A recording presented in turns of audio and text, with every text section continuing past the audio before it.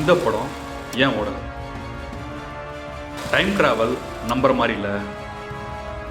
Start point, mid point, end point. படமும் கதையிலேருந்து விலக ஆரம்பிக்குது. விக்ரம் குமார் சார் ஏதாவது தப்பு பண்ணாரா?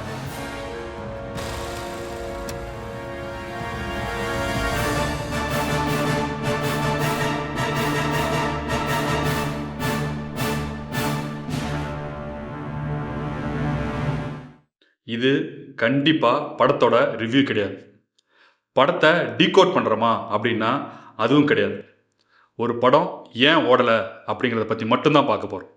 எ வைஸ் மேன் ஒன்ஸ் செட், ஒரு படம் நல்லா ஓடிடுச்சுன்னா அது எதனால் ஓடிச்சுங்கிற காரணத்தை கண்டுபிடிச்சி அதே காரணத்தை அடுத்த படத்தில் இம்ப்ளிமெண்ட் பண்ணணும்னு நினைக்காதீங்க. அதுவே ஒரு படம் நல்லா ஓடலைன்னா அதுலேருந்து 1000 காரணத்தை தேடுங்க. அந்த மாதிரி ஒரு காரணத்தை தான் இப்போ நம்ம கண்டுபிடிக்க போகிறோம். Let's talk about 24. இந்த படம் ஏன் ஓடலை? விக்ரம் குமார் சார் ஏதாவது தப்பு பண்ணாரா? படம் ரிலீஸ் ஆனப்போ டைம் ட்ராவல் நம்புற மாதிரி இல்லை, எல்லா ஃப்ரேம்லையுமே சூர்யாவே இருக்காரு அப்படிங்கிற விமர்சனம்லாம் முன்வைக்கப்பட்டது. இதுதான் படம் ஓடாததுக்கு காரணமா? கண்டிப்பாக இல்லை. அப்போது என்னதான் பிரச்சனை இந்த 24ல்? அது டீட்டெயிலாக தெரியணும்னா நம்ம படத்தோட ஒன்லைனை ஃபுல்லாக பார்த்தா தான் புரியும். முதல்ல படத்தோட ஒன்லைன் என்னன்னு பார்க்கலாம். படம் ஆரம்பிக்கிறது மேகமலையில். சயின்டிஸ்டான சேதுராமன் டைம் ட்ராவல் வாட்ச் ஒன்று கண்டுபிடிக்கிறான். அந்த வாட்ச் எடுக்கிறதுக்கோசரம் அங்கே வந்த சேதுராமனோட அண்ணன் ஆத்ரேயா சேதுராமனையும் நித்யா மேனனையும் கொண்டுறான். ஆனால் அந்த வாட்சும் சேதுராமனோட பையன் மணியும் சரண்யா கைக்கு போயிடுறாங்க. அங்கே நடக்கிற பிரச்சனையில் ஆத்ரேயா கோமாக்கு போயிடுறான். அதுக்கப்புறம் 26 வருஷம் கழிச்சு கதை ஆரம்பிக்குது.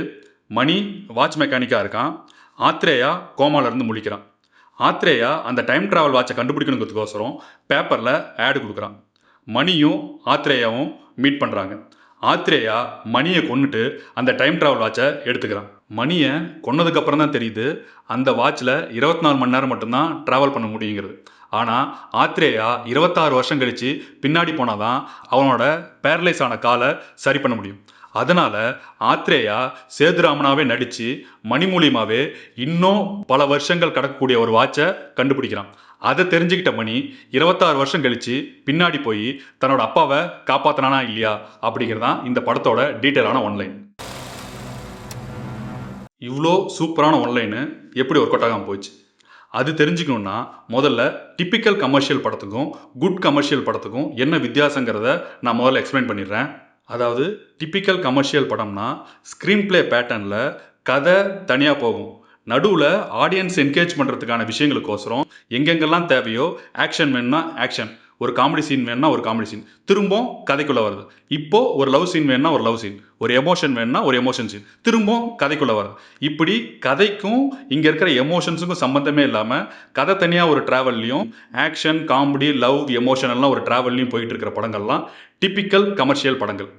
ஆனால் entire screen play start to end அந்த நேரேஷனில் எந்த பாதிப்பும் ஏற்படுத்தாமல் இந்த எல்லா எமோஷனும் ஆக்ஷன், காமெடி, லவ் எல்லா எமோஷன்ஸும் ஸ்டார்ட் டு எண்டு கதைக்குள்ளேயே ட்ராவல் ஆனிச்சுன்னா அதெல்லாம் குட் கமர்ஷியல் படங்கள். இந்த விஷயத்துக்கும் இந்த படத்துக்கும் என்ன சம்பந்தம்னு தெரியணும்னா நம்ம திரும்பவும் டீட்டெயிலாக கதைக்குள்ளே போயிடலாம். படம் மேகமலையில் ஆரம்பிக்குது. அப்பா சூர்யாவையும் நித்யா மேனனையும் ஆத்ரேயா கொண்டுறான். 26 வருஷம் கழித்து கோமாலேருந்து கண் முழிக்கிறான். வாட்ச் மெக்கானிக் மணிக்கிட்ட அந்த டைம் ட்ராவல் வாட்ச் கிடைக்குது. படத்தோட 50வது நிமிஷம் வரைக்கும் இந்த படம் குட் கமர்ஷியல் பேட்டர்ன்லேயே ஸ்டார்டிங்லேருந்து இந்த 50th மினிட் வரைக்கும் எங்கேயும் கதையை விட்டு விலகாமல் சென்றுட்டு இருந்த படம் கரெக்டாக 50வது நிமிஷத்தில் சமந்தா கதைக்குள்ளே வராங்க. அப்போ தான் படமும் கதையிலேருந்து விலக ஆரம்பிக்குது. சமந்தா எப்போ உள்ளே வராங்களோ அதுக்கப்புறம் ஒரு பெரிய லவ் எபிசோட் நடக்க ஆரம்பிக்குது. அதாவது 50வது நிமிஷம் வரைக்கும் இந்த வாட்ச்சு எப்படி ஃபங்க்ஷன் ஆகுது, இந்த வாட்ச்சு எப்படி பேக்வேர்டு போகுது, எப்படி ஃப்ரண்ட்வேர்டு போகுது, எப்படி ஃப்ரீஸ் டைம் ஆகுது அப்படிங்கிற என்டையர் டீட்டெயில் கொடுத்த பிறகும் ஒரு ஃபுல் சாங்கே அந்த வாட்சோட ஃபங்க்ஷனை வச்சு பண்ண பிறகும் படத்தோட லவ் என்டையர் எபிசோடை அந்த வாட்ச் மூலியமாகவே கதையை விட்டு வெளியே போய் பண்ணது தான் இந்த படத்தோட பிரச்சனையாக நான் பார்க்குறேன். செகண்ட் ஹாஃப்லேயும் இதே பிரச்சனை கண்டினியூ ஆகுது. கதைக்கு தேவையில்லாத சரண்யாவோட ஃபேமிலி சென்டிமெண்ட் வர்றது தான் இந்த படத்தோட 2வது பிரச்சனையாக நான் பார்க்குறேன். இந்த படத்தில் சமந்தாவோட லவ்வும் சரண்யாவோட ஃபேமிலி சென்டிமெண்ட்டும் கதையை விட்டு வெளியே போகாமலே பர்ஃபெக்ட் குட் கமர்ஷியல் ஸ்க்ரீன் பிளேலேயே இந்த படத்தை பண்ணியிருக்கலாம்னு எனக்கு தோணுது.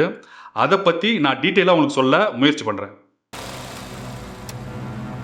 இப்போது ஒரு ஸ்ட்ரெயிட் லைன் ஒன்று போட்டுக்கோங்க.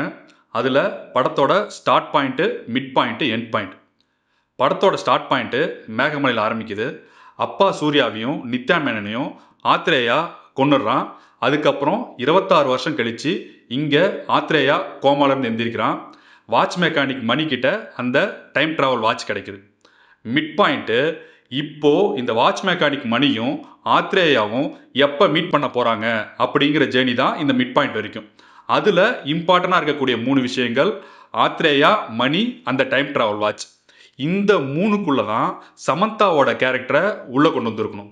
ஸோ கதைக்கு தேவையே இல்லாமல் வெளியே சமந்தாவோட கேரக்டரை இன்க்ளூட் பண்ணியிருக்கக்கூடாது. அதை எப்படி பண்ணியிருக்கலாம்? இங்கே சத்யன் கதைக்கு ரொம்ப முக்கியமானவராக இருந்தாலும் செகண்ட் ஹாஃபில் சத்யனோட கேரக்டரை ஆஃப் வேலே கட் பண்ணி அனுப்பிட்டு அவரை தேவையில்லாத கேரக்டராக மாற்றிட்டதுனால சத்யனுக்கு பதிலாக அந்த கேரக்டரை சமந்தாவுக்கே யூஸ் பண்ணியிருந்தோம்னா இமேஜின் பண்ணுங்கள். சமந்தாவுக்கு ஒரு மணி நீட் இருக்குது. சமந்தா அந்த டூப்ளிகேட் வாட்ச் தயாரிக்கிறதுக்கோசரம் பேப்பர் ஆடை பார்த்துட்டு மணிக்கிட்டேயே ஹெல்ப் கேட்க வரா. இப்போ மணியும் அந்த ஹெல்ப் கேட்க வந்த பிறகு சமந்தா மேலே லவ் வருது. சமந்தாவும் மணியை லவ் பண்ணுறாங்க. அதுக்கப்புறம் சமந்தா, மணி 2 பேரும் அந்த டூப்ளிகேட் வாட்ச் எடுத்துகிட்டு போகிறாங்க. மணிக்கோசரம் சமந்தா சாகிற வரைக்கும் போகிறா. இப்படி ஒரு கேரக்டராக இருக்குது சமந்தாவுக்கு பண்ணியிருந்தோம்னா சமந்தா ஆல்ரெடி கதைக்குள்ளேயும் வந்துடுவாங்க. சமந்தாவோட கேரக்டரும் ஸ்ட்ராங்காக இருக்கும். சமந்தாவோட லவ்வும் ஸ்ட்ராங்காக இருக்கும். இந்த entire narration first half start பாயிண்ட்லேருந்து மிட் பாயிண்ட் வரைக்கும் கதை எங்கேயுமே விலகாமல் குட் கமர்ஷியல் பேட்டர்ன்லேயே பர்ஃபெக்டாக நேரேட்டிவாக இருந்திருக்கும் அப்படின்னு எனக்கு தோணுது. இதே மாதிரி செகண்ட் ஹாஃப்லேயும் சரண்யாவோட ஃபேமிலி செட்டில்மெண்ட்டுக்குள்ளே தான் ஆத்ரேயா உள்ளே வர மாதிரி இருக்கு. ஆனால் இந்த mid point to end point, இந்த mid point to end point journey Athreya சேதுராமனா நடிக்கிறது. அப்போ நடிக்கும்போது மாட்டிக்கிறோமா இல்லையா அப்படிங்கிறது. அங்கே மணி இன்னும் பல வருஷங்கள் கடக்கக்கூடிய வாட்சை கண்டுபிடிக்கிறது. திரும்பவும் மணிக்கும் ஆத்ரேயாவுக்கும் என்ன நடந்தது, இதுதான் மிட் பாயிண்ட்டுக்கும் எண்ட் பாயிண்ட்டுக்கும் இடையே இருக்கக்கூடிய ஜேர்னி. அந்த ஜேர்னிக்குள்ளே தான் சரண்யாவோட ஃபேமிலி சென்டிமெண்ட்டை கொண்டு வந்திருக்கணும். இங்கே சரண்யாவோட ஃபேமிலிக்குள்ளே ஆத்ரேயா உள்ள வர மாதிரி இருந்ததுனால செகண்ட் ஹாஃப்லேயும் அந்த கதை அவேவாக இருந்ததுனால தான் இந்த படம் செகண்ட் ஹாஃப்லேயும் ஒர்க் அவுட் ஆகாமல் போயிடுச்சோ அப்படின்னு எனக்கு தோணுது. இந்த என்டையர் படம் ஸ்டார்ட்லேருந்து எண்டு வரைக்கும் பர்ஃபெக்ட் ஸ்க்ரீன் பிளே நேரேஷனில் கதையை விட்டு வெளியே போகாமல் ஒரு குட் கமர்ஷியல் படத்துக்கான ஸ்கோப் இருந்தும் சமந்தாவோட லவ் போர்ஷனும் சரண்யாவோட ஃபேமிலி செட்டில்மெண்ட்டும் கதையை விட்டு வெளியே போய் பண்ணதுனால இந்த படம் டிப்பிக்கல் கமர்ஷியல் பேட்டர்னுக்குள்ளே போனதுனால ஒருவேளை ஆடியன்ஸு கனெக்ட் ஆகலையோ அப்படின்னு நான் நினைக்கிறேன். எனக்கு அப்படி தான் தோணுது. இந்த படத்தில் சூர்யா சார் 3 கேரக்டருக்கும் பண்ண ஹோம்ஒர்க்கு, அதுக்கான மெனக்கெடல், அதுக்கப்புறம் குறிப்பாக அந்த ஃப்ளாஷ்பேக் போர்ஷனில் திரு சார் பண்ண சினிமாட்டோகிராஃபி, அப்புறம் விக்ரம் குமார் சார் இந்த கிரியேட் பண்ண 24ஓட வேர்ல்டு, இது கொடுத்த எக்ஸ்பீரியன்ஸ், இதெல்லாம் ரொம்ப பியூட்டிஃபுல்லாக தான் இருந்தது.